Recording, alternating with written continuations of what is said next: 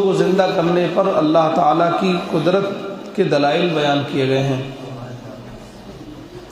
اور بھی اس میں سابقہ امتوں کا ذکر آیا ہے۔ حضرت نوح علیہ السلام کی قوم کا ہے، اصحاب رس، سمود، قوم عاد اور فرعون اور حضرت لوط علیہ السلام کی قوم، اور بھی دیگر قوموں کا اس میں ذکر ہے۔ اسی صورت میں یہ بھی بتایا گیا ہے کہ ہر انسان کے دائیں بائیں ایک ایک فرشتہ ہے جو کہ انسان کا ہر قول اور عمل لکھتا ہے۔ موت کی سختیاں، حشر اور حساب کی ہولناکیاں اس صورت میں بیان کی گئی ہیں۔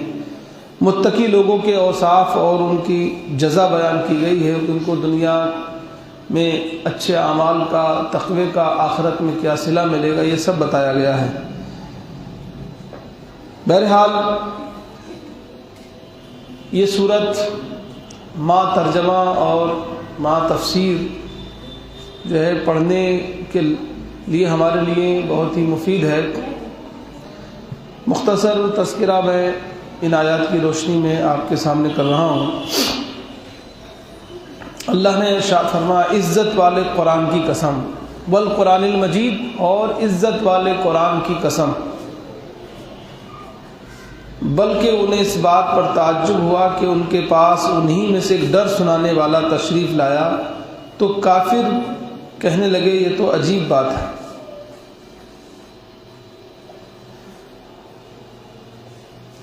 یعنی نبی کریم صلی اللہ تعالی وسلم جب لوگوں کے درمیان میں اللہ کی طرف سے اپنی قوم کو، امتیوں کو ڈر سنانے لگے تو کافر کہنے لگے یہ تو عجیب بات ہے۔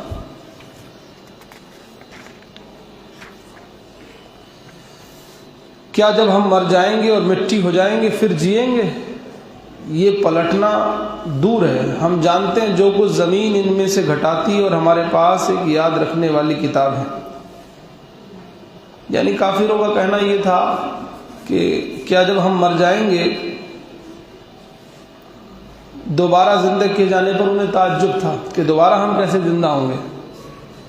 مرنے کے بعد ہمارے جسم کے اجزاء زمین میں بکھر جائیں گے اور ہم بوسیدہ ہو کر مٹی ہو جائیں گے، تو پھر کیسے ممکن ہے جیسا ابھی ہمارا جسم ہے اور جس طرح ابھی ہم زندہ ہیں دوبارہ اسی طرح ہمارا جسم بن جائے اور ہم پھر سے زندہ ہو جائیں؟ اس کا واقع ہونا عقلی طور پر بعید ہے، اور ایسا ہوتا کبھی دیکھا نہیں گیا۔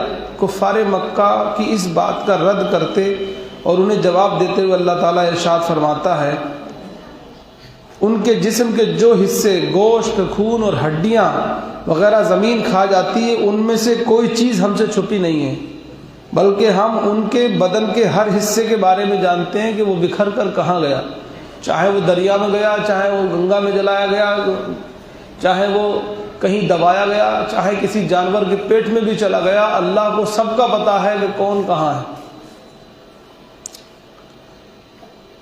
اس کے ساتھ ہمارے پاس ایک یاد رکھنے والی کتاب لوح محفوظ ہے جس میں ان کے نام، اعداد اور جو کچھ ان کے جسم میں سے زمین نے کھایا سب درج ہے، لکھا ہوا ہے اور محفوظ ہے۔ جب ہمارے علم کا یہ حال ہے اور ہم انہیں ویسے ہی زندہ کرنے پر قادر بھی ہیں جیسے پہلے تھے، تو پھر انہیں پہلے کی طرح دوبارہ زندہ کر دیا جانا عقل سے کیسے دور ہے؟ اَإِذَا مِتْنَا وَكُنَّا تُرَابًا ذَلِكَ رَجْعٌ بَعِيدٌ قَدْ عَلِمْنَا مَا تَنْقُصُ الْأَرْضُ مِنْهُ وَعِنْدَنَا کِتَابٌ حَفِیظٌ۔ یہ اس آیت کریمہ کا ترجمہ اور تفسیر ہوا۔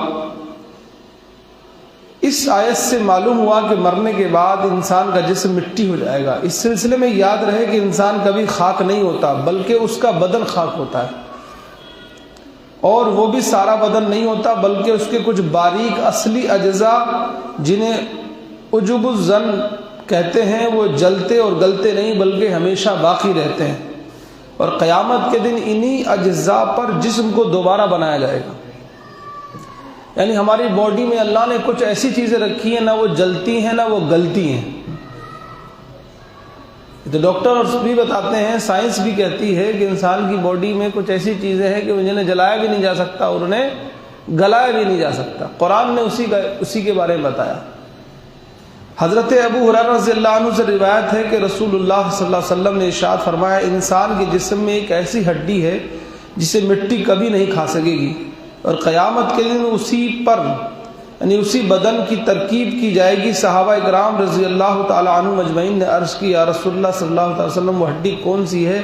ارشاد فرمایا، عجوب الظن۔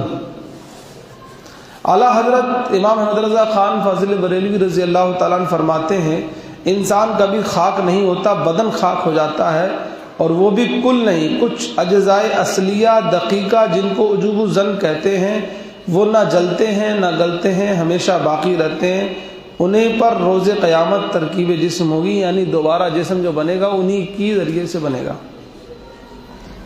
اب یہ بات بھی یاد رکھیں کہ بعض عام مومنین اور دیگر انتقال کر جانے والوں کے اجسام قبر میں اگرچہ سلامت نہیں رہتے، البتہ نبیوں کے، انبیاء اکرام علیہم الصلوات والتسلیمات اور اولیاء اعظام، شہداء اکرام کے مبارک جسم قبروں میں سلامت رہتے ہیں۔ یہ بھی ایک بات قابل غور ہے، سمجھنے والی ہے کہ سارے لوگوں کے جسم جو ہے وہ قبر میں گلتے نہیں ہیں، بلکہ کچھ لوگ وہ ہیں کہ جن کے جسم سلامت رہتے ہیں۔